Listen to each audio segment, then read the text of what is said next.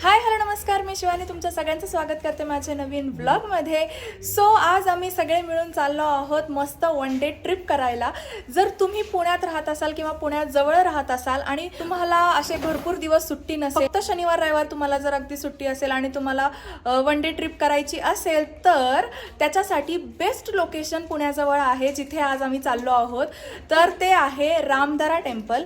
Ramdara temple खरं तर पुण्यापासून 23 किलोमीटरच्या अंतरावर आहे. हडपसरपासून पुढे लोणी काळभोर ह्या ठिकाणी ते मंदिर आहे आणि खूप सुंदर जागा आहे, खूप सुंदर. म्हणजे मी त्याचे व्हिडिओज बघितले, फोटोज बघितले आणि मला ते इतकं आवडलं ना, म्हटलं की चला वन डे ट्रिप आपली होऊन जाईल आणि ज्यांना माहिती नाही आहे त्यांनासुद्धा ते मंदिर बघायला मिळेल आणि तिथला आजूबाजूचा परिसर बघायला मिळेल. सो चला. आणि त्या मंदिराची काही खासियत आहे, काही इतिहास आहे, तोही मी तुम्हाला जाता जाता सांगेलच. सो चला. काही ते रेडी झाली आहे बघा. हा ना विका, रेडी झाली तू? कुठे चालली मी? सो आता आम्ही निघालेलो आहोत, मस्त रेडी झालेलो आहोत रामदरा बघण्यासाठी. आणि विका बघा इथे छान रेडी झाली आहे ना विका. कुठे चाललो आपण? पिकनिकला. हा. आणि इकडे मम्मी आहे, समोर पप्पा आणि प्रतीक बसलेले आहेत. तर चला आता तिकडे जाऊया आपण. आणि मी असं ऐकलेलं आहे, हो हाय कर. आणि मी असं ऐकलेलं आहे की ते मंदिराचं वैशिष्ट्य असं आहे की ते पूर्ण पाण्यामध्ये आहे, चारी बाजूनी त्याच्या पाणी आहे आणि तिथे मध्ये ते मंदिर आहे. सो मी खूप जास्त एक्सायटेड आहे ते बघण्यासाठी आणि तुम्हाला सुद्धा दाखवण्यासाठी. सो चला.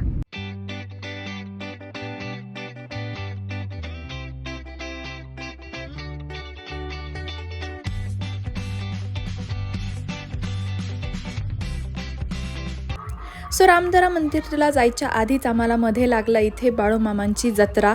आणि ही जत्रा एवढी मोठी होती, सगळेजण एकदम खूप जल्लोषात असे डान्स करत होते, नाचत होते आणि छान भंडारा वगैरे उधळत होते. आमच्या गाडीवर पण त्यांनी उधळला होता भंडारा, तुम्ही बघू शकता. आणि सगळेजण एकदम छान रथ वगैरे सजवून जात होते. तर खरंच खूप छान वाटलं हे सगळं बघायला.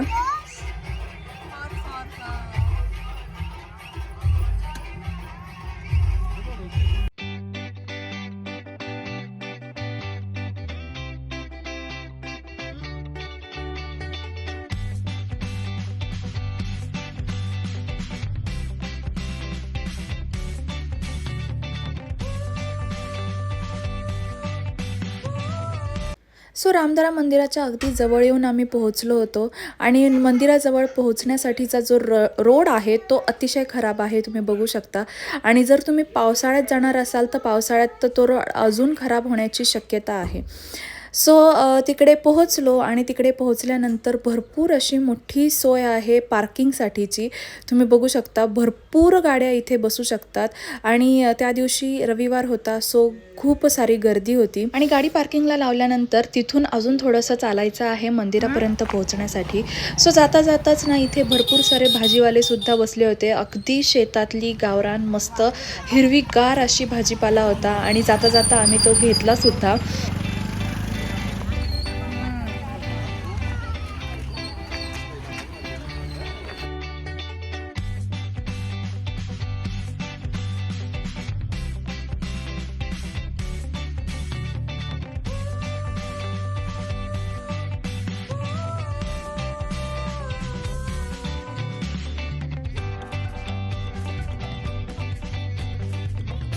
लाव माव.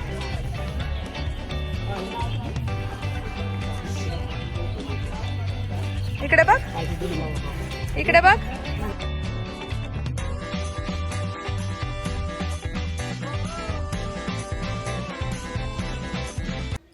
आणि मंदिरापर्यंत पोहोचण्यासाठी छोटासा असा ब्रिज लागतो, पूल लागतो छोटासा. आणि त्याच्यानंतर आपण मंदिरापर्यंत पोहोचतो. आणि मंदिरापर्यंत पोहोचताना जो मंदिराचा व्ह्यू दिसला आहे आम्हाला, बापरे, तुम्ही बघू शकता, इतका सुंदर आहे की आम्हाला असं वाटलं की आम्ही कुठल्या तरी कोकणातल्या मंदिरात आलेलो आहोत, कोकणातच आलेलो आहोत. सो तुम्ही बघू शकता, उंच उंच अशी नारळाची झाडं आहेत आणि ते मंदिर इतकं सुंदर. खरंच खूप छान व्ह्यू होता.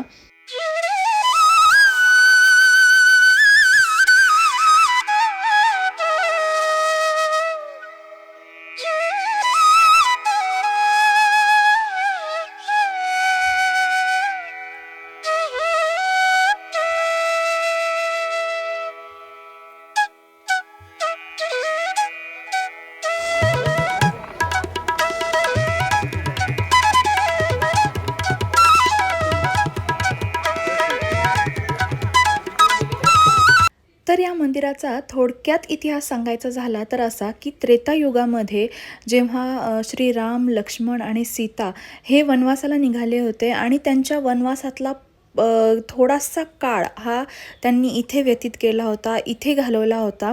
म्हणून ह्यासाठी हे मंदिर जे आहे हे खूप जास्त प्रसिद्ध आहे. आणि मंदिरात आल्यानंतर इतकं शांत, थंड आणि इतकं सुंदर वातावरण होतं. आणि हे जे मंदिर आहे ना, हे राम, लक्ष्मण, सीतेचं तर आहेच, पण त्याचबरोबर इथे सगळ्या देवदेवतांच्या मूर्तीच ठेवलेल्या आहेत.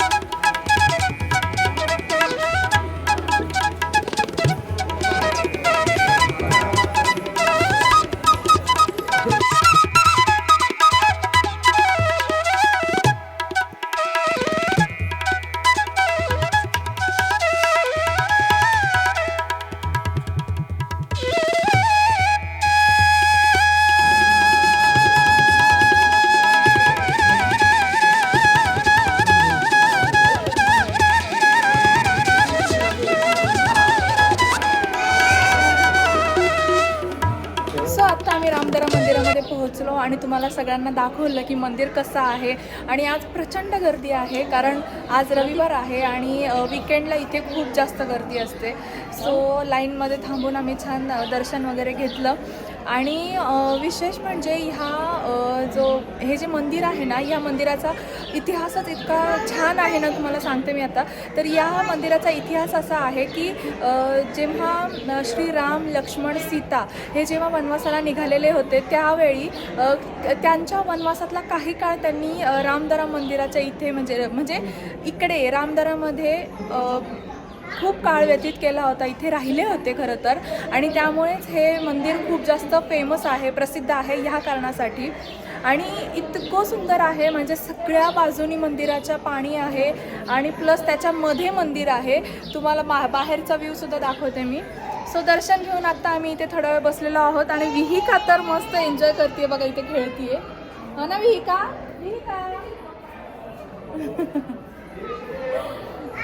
हा इथला मंदिराच्या बाहेरचा परिसर आहे बघा, किती सुंदर आहे. एकदम निवांत, शांत आणि थंड हवेशीर असं ठिकाण आहे.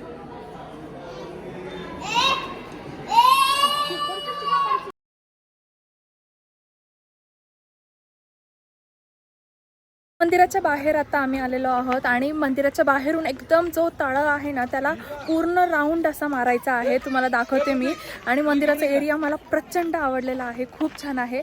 सो इथे ना असे वेगवेगळे काय म्हणतात जागा पण अशा त्यांनी दिलेल्या आहेत की तुम्ही डबे वगैरे घेऊन आले छान पिकनिक करू शकता, इथे बसून मस्त खाऊ शकता. असं पण ठिकाणी इथे दिलेलं आहे, तुम्ही बघू शकता माझ्या मागे.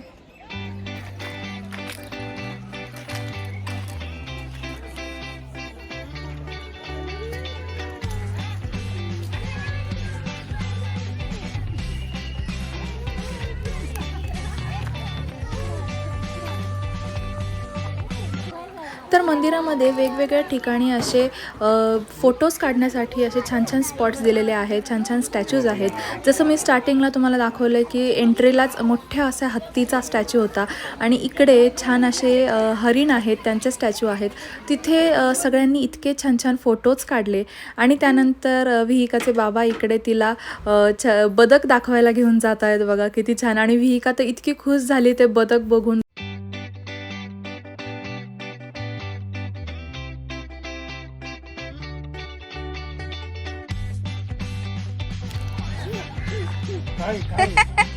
काय धर धर त्याला. हो डिअर डिअर बघ. ये इकडे चल.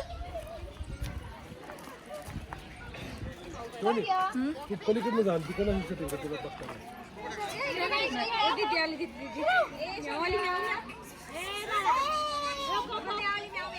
कोण आहे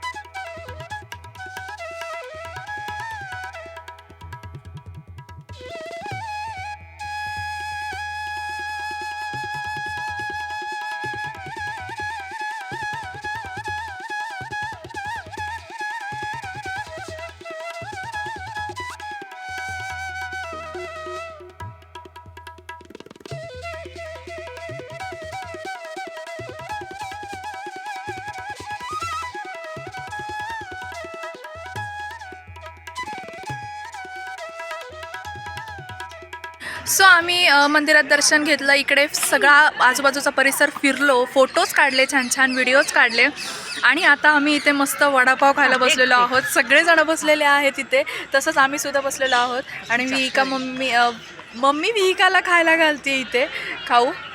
ती पण खाती हो ना विहिका? काय खाती? वडापाव. सो वडापाव आता आम्ही इथे खात बसलेलो आहोत. आणि जर तुम्हाला इथे यायचं असेल ना तर तिथला डिटेल ॲड्रेस मी डिस्क्रिप्शन बॉक्समध्ये देईलच. प्लस तुम्हाला जर इथे यायचं असेल थोडं लवकर या, सकाळी या.